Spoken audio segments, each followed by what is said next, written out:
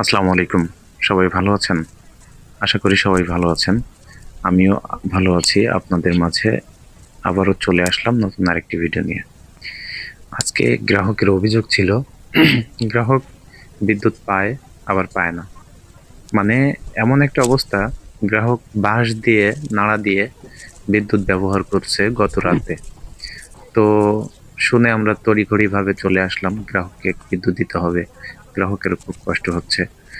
কারণ আমরা এতটুকু বুঝি যে গ্রাহককে কষ্ট দিয়ে কোনো কাজই করা যাবে না। কারণ আমরা সব সময় চাই গ্রাহক বান্ধব হতে, গ্রাহককে যেন সঠিক সময় বিদ্যুৎ দিতে পারি, সেই লক্ষ্যেই আমরা কাজ করে যাচ্ছি।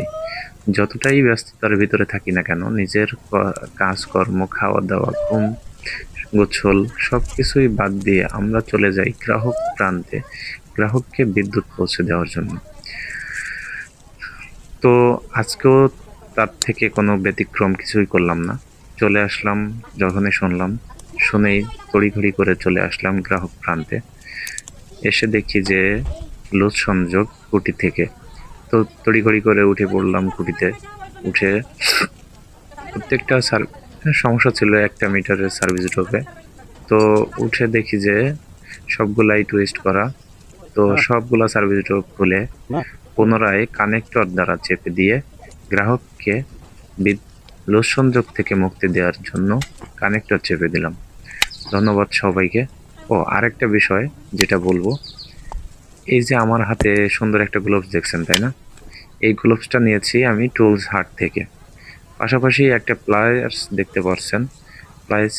প্লাসের নাম হচ্ছে সিআরভি।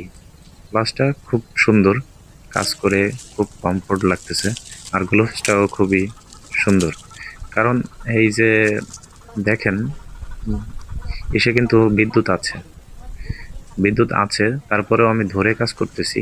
আসলে করা ঠিক না, কিন্তু তারপরেও করলাম। কারণ আমার যেখানে ট্রান্সফরমারটা ছিল হচ্ছে একবারে খালের ভিতরে, মানে পানির ভিতরে।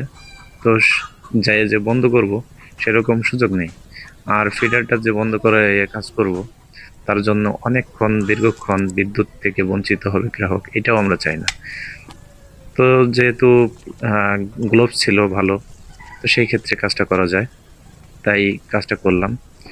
অনায়াসে 220 ভোল্ট ধরে কাজ করা যাচ্ছে। ধন্যবাদ সবাইকে, ভালো থাকবেন। আবারও দেখা হবে নতুন কোনো ভিডিওতে। পুরো ভিডিও জুড়ে ছিলাম আমি সালমান আপনাদের মাঝে। ধন্যবাদ সবাই।